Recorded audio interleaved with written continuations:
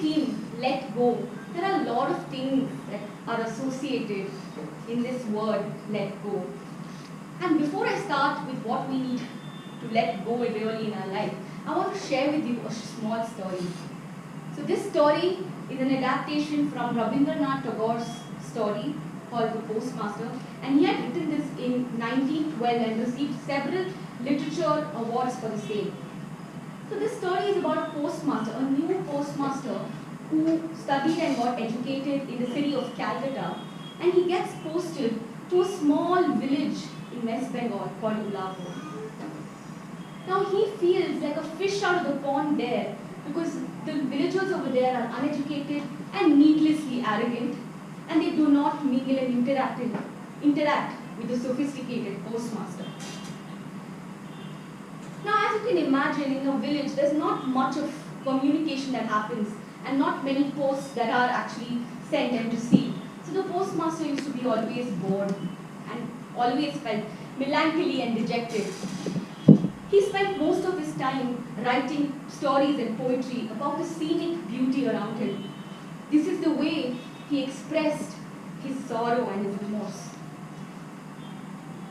One day when he was looking outside his house, he observed a little girl playing there. And he called her closer to him and asked her, "What is your name?" "My name is Ratan."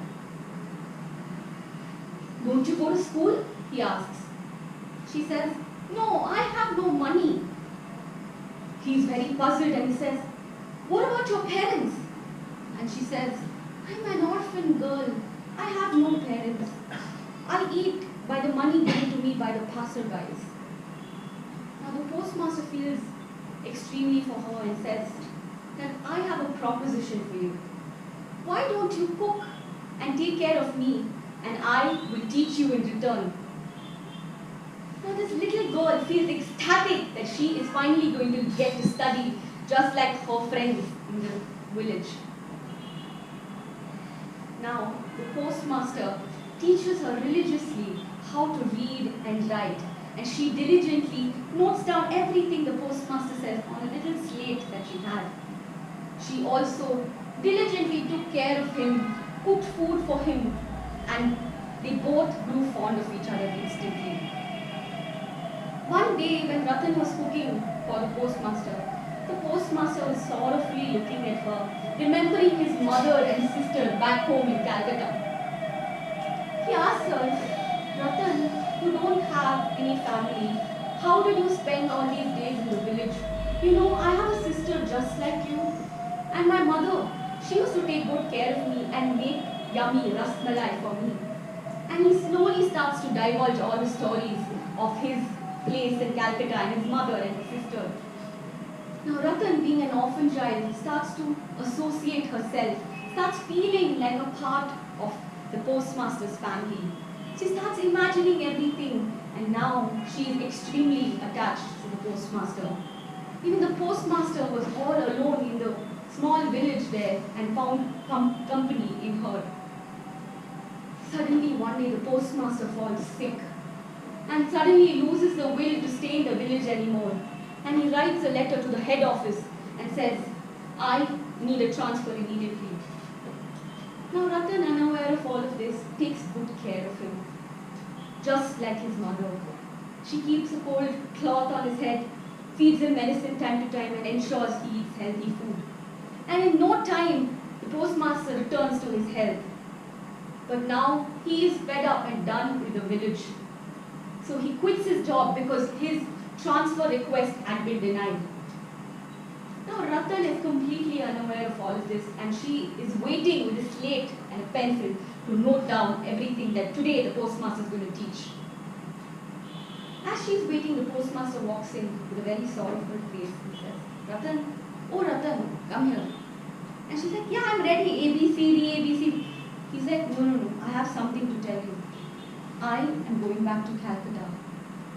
So suddenly, her smiling face turns into a frown. She says, "Okay, when are you coming back?" He says, "My child, never. I'm not going to come back." Now tears start welling up her eyes and she requests, "Oh Babu, Please take me with you to Calcutta. I already know your mother and sister. The postmaster smugly smiles and says, don't be silly, Ratan. That's my family. Why will I take you over there? These words of the postmaster pricked her in her heart, and she unconsolably begins to sob. Oh, please, Babu, take me with you. I will work as a slave in your house, but please, I don't want to be alone in this village anymore. But the postmaster had nothing to say.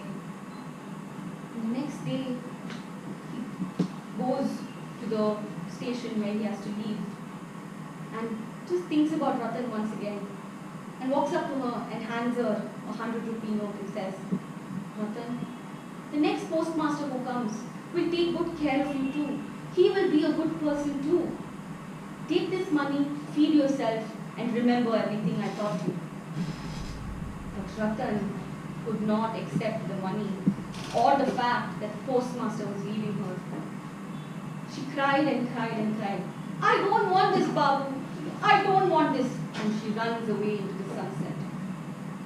The postmaster stands there watching her go, gaping in sadness. But then he convinces himself and walks towards where he has to leave.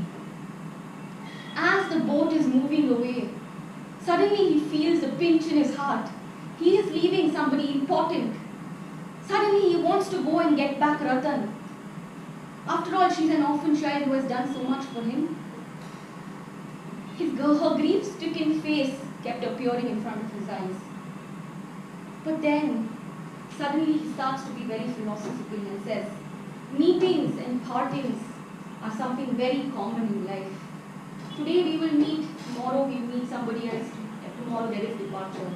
After all, there is a very important and very big departure in our life, death, that is inevitable. One day we all have to leave each other and go. And he pacifies himself with his psychology and his thoughts of his. And he leaves to Calcutta and never returns.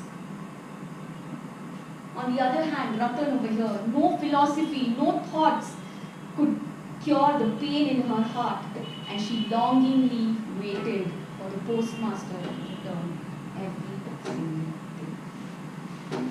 This is a beautiful story written by Rabindranath Tagore, and it's something very important for us to understand that how hard it is to let go of people who are special in our life, but at the same time how important it is to understand that new experiences, new people, change is inevitable. I have to just tell you that there are 4 things that we must let go. 4 P's. People, places, passing words, and past. People, places, passing words, and past. So easily we get attached to the people that come and go in our life. So easily we get attached to the places that we belong to. Today we're in school, when we have to leave school we feel sad, then we go to college, then we have to leave college, we feel sad. Change is inevitable. When people say harsh, mean things to us, we keep thinking about it, we keep overthinking about it. Very important to let go, breathe and enjoy the little things, the simple things in life. The past, so often we dwell in past. Whether it's past glories, we keep celebrating things we've done in the past, keep praising ourselves instead of looking ahead and planning what to do. Or we keep feeling sad about the failures and unfortunate things that have happened to us instead of seeing how do we get out of it. So just keep this in mind. These are the 4 things that we need to let go, liberate ourselves and move ahead in life. To know more about this theme, the wonderful human being who even chose this theme as a thought for today. She is one of the most enthusiastic Toastmasters our club has seen. She has hardly joined a month back and taken several roles back to back. I feel easily she might become the Toastmaster of the month this time. She is a certified counselor and works as a HR in Pugon. She jokingly told me that she is Jack of all and master of none, and would like to keep her tagline as a person with a hat with a lot of colorful feathers on it. So let's give a huge round of applause and understand why she chose this field. Let's welcome Toastmaster Jyoti.